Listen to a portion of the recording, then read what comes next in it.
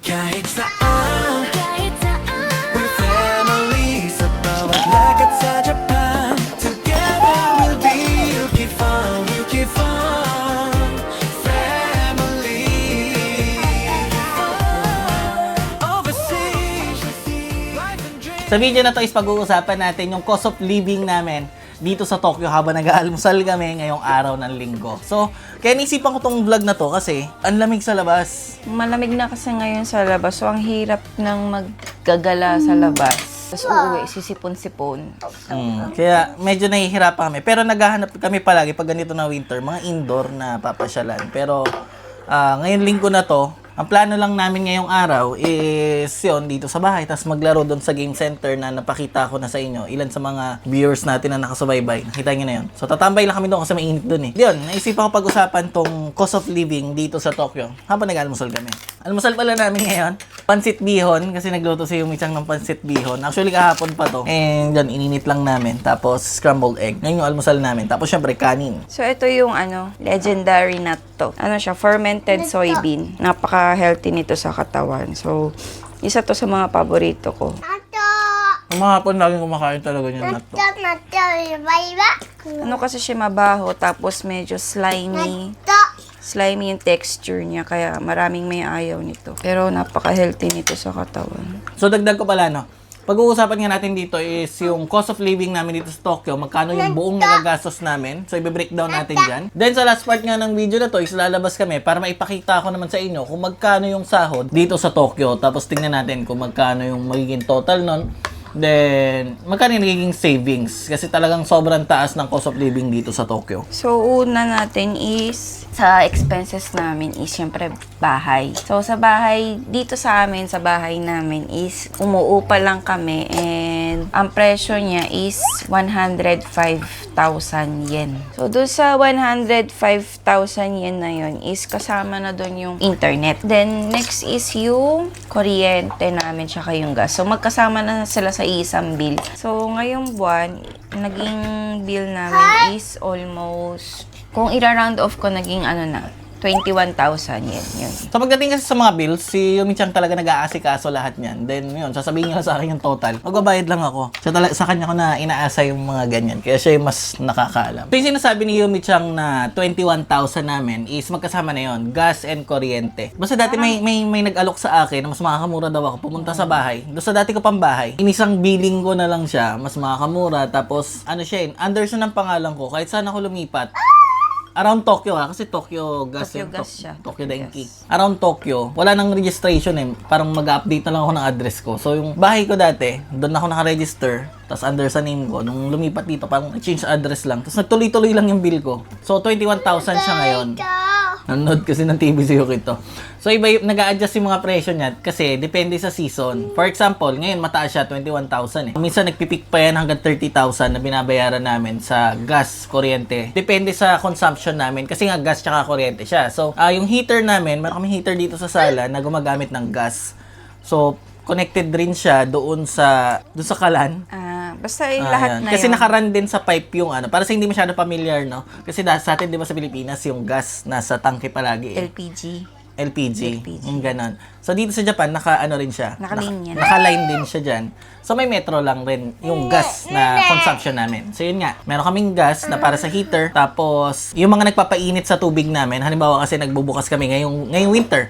So, pag binuksan mo yung faucet namin, pwedeng malamig, pwedeng mainit. So nagpapainit doon is under din siya ng gas. Gas yung gumagana. Hindi ko na alam paano nagpa-function yun. Basta sa gas yung nagko-consume para uminit yung tubig namin. So every time na magbubukas ng faucet, gumagamit rin ng gas yun. Ganon din kapag ka nagbabathtub kami. Kasi malamig ngayon eh. Lalo si Yumi-chan gusto niyan, lagi nagbababad sa bathtub na mainit kapag ganito malamig. And masarap din siya sa pakiramdam eh. Para, syempre, uminit yung core temperature ng katawan mo. Kaya siya nagbabago. Depende sa season. Kasi nga, pag winter, syempre, mas gamit na gamit namin yung gas. Gawa ng pagpainit ng mga tubig, pagpainit na itong bahay. Ganon din sa kuryente, mas tumataas siya kung gagamitin yung heater dito sa aircon. Pero bihira namin gamitin yan kasi pangit sa pakiramdam. Bumababa yung kuryente gas namin kapag season na ng spring, tsaka ng, sa English yun, babe?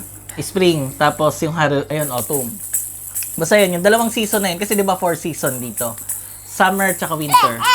Yan yung malakas talaga yung malakas yung consumption namin sa kuryente tsaka gas. Kasi nga, gumagamit kami ng heater. Kapag summer naman, gumagamit ng aircon na tuloy-tuloy talaga dahil sobrang init dito sa Japan pagka summer. So yun, meron dalawang season na bumababa yun. Na parang magkano pinakamababa natin yan? Ichimang Rokseng, parang gano'n. Unti lang rin pala. So, mga 16,000, 15,000. Bumababa ng gano'n. Pero yun, bumababa pa rin siya. So, kung makalahati, kasi minsan umabot kami 30,000 pagka winter eh. Tapos tuloy natin yung sa tubig. Yung tubig namin is every 2 months yung billing. Last time kasi 8,000 binayaran. So hanggang ganun lang siya. Hindi siya lumalapad. Dalawang ba na yun? Food namin is for 40,000 yen.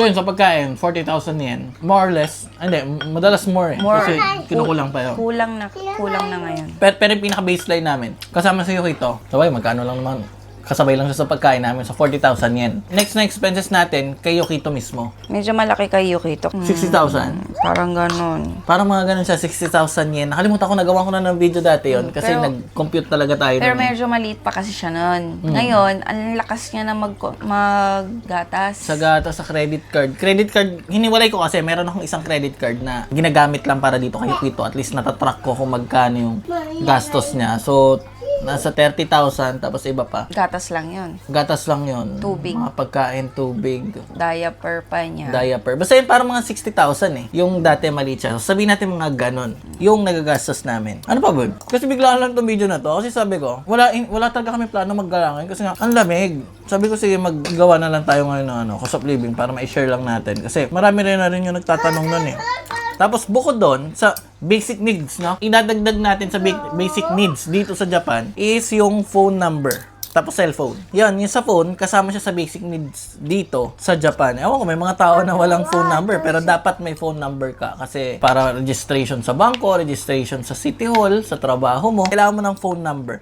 So, kaya masasabi ko na kasama siya sa basic needs. At monthly bill mo siya. Kasi dito sa Japan, hindi siya katulad sa atin na SIM. Lahat. So, Pilipinas kasi di ba prepaid na pwede ka lang bumili ng SIM. Tapos, kung kailan mo lang gusto mag-load, para to sa mga hindi pamilyar, alam ko may mga nanonood naman dito na alam na yung ganyan sistema. Pero yun, di ba sa atin sa Pinas, nasa iyo kung kailan ka maglo-load, tapos andyan lang yung SIM card mo. Dito, kailangan mag-subscribe. Merong subscription para dun sa number mo. So, nasa iyo na yun kung anong kukunin mo, kung meron bang kasamang call, meron bang kasamang internet. So, sa akin, kasama yung internet ko sa SIM card, internet, phone number ko, tapos meron siyang call, tapos naka-iPhone 16 ako, nung time na bago yung iPhone 16 na, kasi nung nilabas yung iPhone 16, wala pa dito, nag-pre-order na ako, so isa ako sa unang nagkaroon talaga. So ang presyo niya, nung pagkakuha ko, hanggang ngayon, iisa lang naman yun sa contract, nasa 10,000, di ba?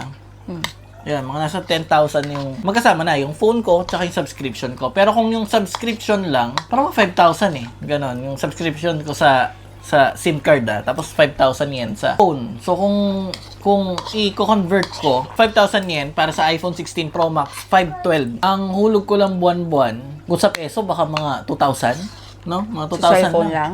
Cellphone lang. Mga 2,000 peso. Tapos ang contract niya, para sa mga curious, kwento ko na rin kasi nabanggit ko na. Ang contract dito sa Japan, madalas pero syempre depende sa career mo. Pero yung sa case ko, 4 years contract siya. Marami namang ganitong klaseng contract kahit sa ibang network na 4 years contract. Tapos 4 years mo sa hulugan, di ba? Ngayon, after 2 years na naguhulog ka, gamit mo yung phone, kung gusto mo magpalit, is pwede mo isoli yung cellphone. Isoli mo yung phone, then bibigyan ka nila nung pinaka-latest na gusto mo. Tapos another contract yon. Tapos, yun, yung existing na contract mo, parang iwa-wipe lang yon. Tapos ibabalik mo yung phone. Tapos, gawa ka ng bago. So, yun, kung gusto mo yung palit-palit ka lagi ng phone, ganun. Every 2 years, soli mo yung phone. Tapos dito sa Japan, uso yung mga barley tea. Barley? Mga tea bag. Mga tea na nasa tea bag na gano'n. Basta tsa. Sobrang dami kasi ng klase ng tsa dito eh. Tapos ilulublob mo lang sa tubig. Dito kasi yung tubig, umiinom kami sa gripo ha. Hindi kami bumibili ng mineral water pet bottle. Si Yukito lang, para lang sa kanya, bumibili kami. Pero dito, umiinom kami sa gripo. Wala naman. Okay lang naman, di ba? Hindi naman sumasakit tiyan natin. So, malinis naman siya. Hindi, ako malabot sa makitsan ko. Sanay ako kumain ng tabi-tabi sa Pilipinas. Ako kasi... Hindi ubra yung mga mild lang na bakterya. Wala yan sa katawan ko. Ako kasi lumaki ako sa mineral water. Lagi kami bumibili ng mineral water. So, nung una nag-aalangan ako. Pero, nung iniinom ko naman siya, okay naman. Hindi naman sumasakit tiyan ko, so kaya dyan na lang. Tapos, pinapalamig ko na lang sa ref. Nagtitimpla ako ng ganito. Iniiwan ko lang yung tibag sa loob, tapos nakababad lang siya overnight. Tapos kinabukasan, tinatanggal ko ulit yan. Meron na siyang ocha, tea. So sa lahat ng ocha dito sa Japan, ang pinakagusto ko is mugicha. Etong tinitimpla ni Yumi-chan. Kasi yung ibang mga cha dito, ang pait. Sobrang pait, di ba? Mga green. Yung mga green tea. Matcha. Meron pang... Basta yun, iba-ibang klaseng cha nga. Isa to, mugicha. Kung halimbawa, bibisita kayo dito sa Japan, pagpunta kayo ng convenience store, maraming klase ng cha. Mugicha, yung ganitong kulay brown. Isa pa na naiinom ko na tea dito, yung lemon tea. Kasi masarap rin yun. Kulay dilaw naman. Then the rest, huwag ka na magtiwala kasi mapait. Unless mahilig ka talaga sa ganong lasa. Pero ako, wala, di ko mainom. Ang pait talaga. May nakita akong mama mo yata ba yun o papa mo? Parang, ang sarap daw. Tapos nung pinainom sa mama mo, napakapait naman pala. Diba? Pag first time mo dito sa Japan, magkakamali ka ng bili, lalong tsaa. May masarap na tsaa kung hindi ka mahilig sa mapait. Yan, compute mo nga, Beb. Yung billing kasi ng tubig pala dito is every 2 months. So, yung billing na yun na natanggap namin na 8,000, 2 buwan yun. So, gawin mo lang siya 4,000 para isang buwan lang. 255,000 yen. Kung i-convert na daw natin sa peso is nasa 97,074 peso. Yun, so ganun siya. Yan, para may idea lang kayo, no? So, around 100,000 peso. More or less yan. Kasi syempre, paiba-iba, di ba? Ang gastos namin sa isang buwan, kaming tatlo. Dito sa Tokyo, sa peso, no? Yung mga taxes wala pa doon, kasi yung tax kasi dinideduct naman sa sahod. So sa yen is 255,000 yen ang monthly expenses namin. Ngayon pag-usapan natin yung sahod, no? Magkano yung kailangan naming sahurin para ma-cover lahat ng expenses namin plus panggala namin, pangbili ng damit. Wala lahat yun doon Yung sinabi natin is yung fixed na monthly expenses namin, yung mga damit, yung mga wants namin, pangkain sa labas. Kasi wala yun labas sa budget yun pag kumakain kami sa labas. So, katulad ng sabi ko sa inyo kanina sa intro, ang gagawin natin is lalabas tayo para ipakita ko sa inyo yung real time. Ngayon anong date ngayon? February 1, 2026 na sahuran or hour per rate dito sa paligid sa amin. Yung mga simpleng trabaho lang to yung mayroong mga nakapost sa labas kasi usually nagpo-post naman sila niyan. So, maghahanap tayo sa labas mamaya. Pero bigyan ko lang yung idea para sa normal na nagtatrabaho lang. Yung walang profesyon. Walang profesyon, yung kahit saan ka lang. Usually, pang-araw na trabaho, around parang sabihin na lang natin mga 230, sabihin natin hanggang, hindi, 250 mataas na mga 220, 230,000 yen ang pwede makitain sa isang buwan. Isang full-time job lang to Tapos, matataksan pa yon. Ang tax dito sa sahod, halos mga 20% ng sahod mo So, for example, yun, mag-sample tayo, 230,000 ang sahod mo. So, after tax, mangyayari sa sahurin mo na lang. Yung marireceive mo mismo, kasi ang daming tax dito Yung health insurance, parang pension, residence tax, yung basta dahil nandito ka lang sa Japan, may tax yun. Tapos, basta yan, i-deduct na naman ng company yun kung full-time ka nagtatrabaho. So, marireceive mo na lang is mga 180,000. So, kung 180,000, kung halimbawa sa part ko, yung monthly expenses lang namin is 250 na. So, kulang pa ako ng, halimbawa, 180,000 yung na-receive ko. So, kulang pa ako ng 70,000 yen. Pa ang kulang ko. Kulang pa ako ng 70,000 yen. Tapos, wala pa nga dun yung mga pansarili kong gastos na gusto ko. So, yun. Wala akong, halimbawa, kung sa akin lang aasa, kaya kailangan talaga may trabaho si Yumi-chan. Siyempre, i-add niya yung sa kanya, yung sa part niya, babayaran niya rin yung mga taxes niya. Kasi kung ako lang, hindi talaga kaya, tapos kami. So, at least para ma-imagine nyo lang yung yung buhay. Kung halimbawa ako lang tatrabaho, kulang pa ako ng 70,000 yen. Saan ko kukunin yun? Mangutang ako. Tapos susunod na buwan pa paano? Kaya napapansin nyo, kailangan, hindi lang naman ako, maraming Pilipino dito yan, na bukod sa full-time na trabaho, is nagpa-part-time job pa.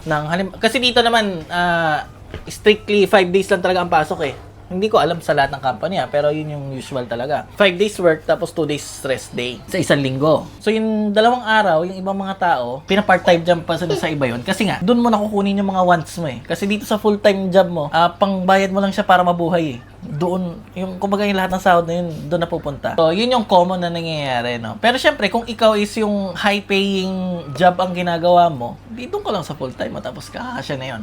Tapos sa sahod na natin yan, pag may nagkasakit pa, walang pay yun. Bawas din yun sa sweldo.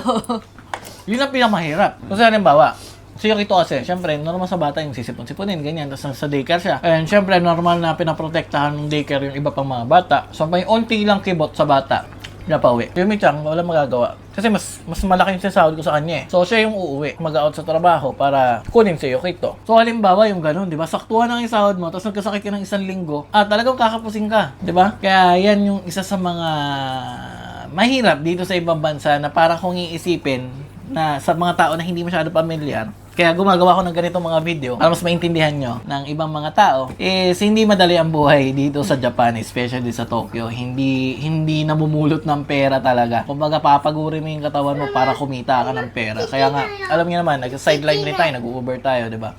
Dati ko na ginagawa yan, hindi ko lang na-vlog eh. Lately ko lang na-vlog yun. Isa yun sa mga way ko pagka kinakapos kami. Mag-grind ako ng ano. Pero hindi ako sobrang sipag ha. Hindi ako sobrang sipag. Kumbaga pag kailangan ko talaga ng pera, halimbawa kinakapos kami, babanat ako ng Uber. Pero pag okay kami, di pamamasyal kami. Pero pag medyo gipit, mag-Uber ako. Parang gano'n, nag-a-adjust lang kung depende sa sitwasyon. Pero pag nakakaluwag-luwag, di mo na ako nag-Uber. Pinapahinga ko or magagala kami, di ba? Kasi syempre, 2 araw na nga lang yung pahinga mo eh. Kung tatrabaho mo ulit, wala ka na pahinga. So yun, at least na-share na namin yung pinaka cost of living namin dito. Next natin, labas tayo para maipakita ko sa inyo yung real time nga na sahuran sa paligid namin. Ito yung mga simpleng trabaho lang na yung tipong nag-apply ka ngayon, halimbawa tinawagan mo, pinapunta ka ng interview bukas or nag-set kayo ng interview bukas, tapos start ka na kagad kinabukasan. So yung mga ganong klaseng trabaho kasi Part-time.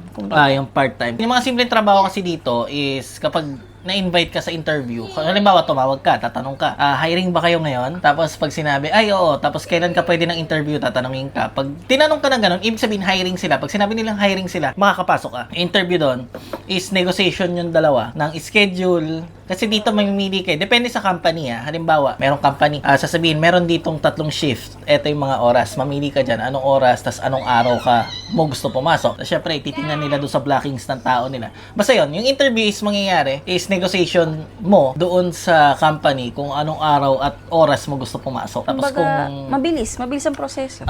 pagka nag-agree kayo parehas, pabor sa kanila yung oras na gusto mo or mag-a-adjust ka sa oras na gusto nila, tatanungin ka na kung kailangan mag-i-start. So, ganun lang kasimple. Sobrang simple lang. Yun yung mga trabaho na dadaanan natin ngayon. Kasi madalas nakapost lang yun kung saan-saan. Minsan kami naghuhulog pa ng sobre sa mailbox namin eh. Ligpit lang kami nito, asikaso lang kami, labas na tayo. So, ito yung isang example na nakita natin. So, nung tinranslate namin yung job description niya is mechanical assistance daw siya. So, parang siguro mag-operate ng mga machines. Siguro ganun yun. Yan. Ang rate niya mula 8:30 hanggang 5:15 na trabaho. 8:30 a.m.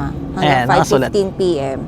is 1,250 kara. Ibig sabihin nun, parang pwedeng tumaas mula 1,250. Depende sa performance ng work mo. Pero ang starting mo talaga is 1,250. Yun yung nakalagay doon. And yun, kung may additional man yan, minsan, syempre, sa OT na yun, basta yan, makikita natin dyan, 1,250 per hour. Per hour yan, And yun, nakalagay doon yung mga days. Ayan. Days ng rest day. Nakalagay dyan, pwedeng Sabado-Linggo, pwedeng magyasumi ng holiday. Kung interesado, yan dyan yung mga details na agad. Tawag ka lang, pa-schedule ng interview. So, tara, tingnan natin kung may makikita pa tayong iba. Yung kanina nadaanan natin, parang ano yan ba? Parang company yan? Parang factory. Parang factory gano'n. No experience needed. Ganon din sa ganito, no? Ayan, ito kainan naman siya. Anong pangalan nito kainan na to? Matsuya. Matsuya, no? Ayun, meron nakalagay dito sa may baba, nakadikit, telephone number, details. Ito yung per hour, 1,300. And ayun, doon sa may bandang baba, 1,625. Kasi Mula 22. So, alas 10. 10. Alas 10 ng gabi hanggang alas 5 ng umaga yan. 24 hours kasi itong shop na to. So, yan. Basta yan yung rate. 1,300. Medyo mahal dito, Medyo maganda-ganda yung bigay dito, no? Sa Matsuya. Tingin pa tayo sa iba. Ito nakita tayo na may basket to. Siya, maliit na supermarket. 4 yung rate niya Opening hanggang 9, 1,490. Tapos yung mga sumunod, 1,320. Mas malaki ang opening nila, no? Siguro maraming trabaho dyan sa umaga, mas no? Mas malaki ang gabi. Siyempre pag gabi. Pero 10. ayan. Ang gabi nila, 10 to closing Hindi ko alam kung anong oras yung Di makita closing dito nila. sa anggulo ko Ang closing nila, 1,655. Mahal din, no? Malaki rin, no? So yun, ang mga tinitingnan namin ni Yumicha, ngayon nakita nyo, dito tayo sa mga pamilihan, may mga nakapost na ganyan. Kaya kung naghahanap ka ng trabaho, yan yung mga trabaho na mabilisan, na within 1 week makakapasok ka na. Usually, no? At yan yung mga rate dito sa Tokyo. Ito yung mga common Mga common rate. common rate. Tapos yung mga common na pinapasukan ng mga Part-time job. part-timers. Yan. So, Tapos yun, naka-post lang talaga siya dyan. Kung iisa-isahin namin yan, yung mga tindahan dyan, may mga ganyan. Kung hiring sila, meron lahat yan. So, punta na tayo sa game center dahil yung rate naman doon ang ipapakita ko sa inyo. So, dito sa Sega, alam ko hiring din sila eh. Meron doon sa may toilet. Pag nag-CR ka, yun, nakatapat sa mukha mo. Kaya makikita at makikita mo talaga. So, sinasadya nila yun kung saan makikita ng mga tao para, syempre, makapag-apply ka. So, ito yung sinasabi sa inyo sa may toilet. So, katulad din sa mga nakita natin, syempre mayroon picture, ito yung oras, 1 to 50. And ito yung mga available time ng pasok. So, mayroon contact number, pwede ka mag-scan din online para mag-apply. So, yan, ito yung pwesto namin ni Yumi-chan. may bato. And meron na kasi akong bangko dito ng mga coin. Nanalo kasi ako kahapon. So, pakita ko sa inyo yung clip. Di pala ako naka-record, sayang. Natumba na yung malaki. Bagsakan na yung mga token natin dito. Musik na natin itong mga token. So, ayan, start na ng laro si Yumi-chan. Seryoso na siya dyan. Ako, pipwesto na ako doon. And ayan, naglabas na tayo ng mga token doon sa bangko namin dito ng token. And dito ko na siguro tatapusin tong video na to. Maraming salamat sa panonood. Laro na kami dito. Kita-kits tayo sa sunod na video. Yan to. Bye!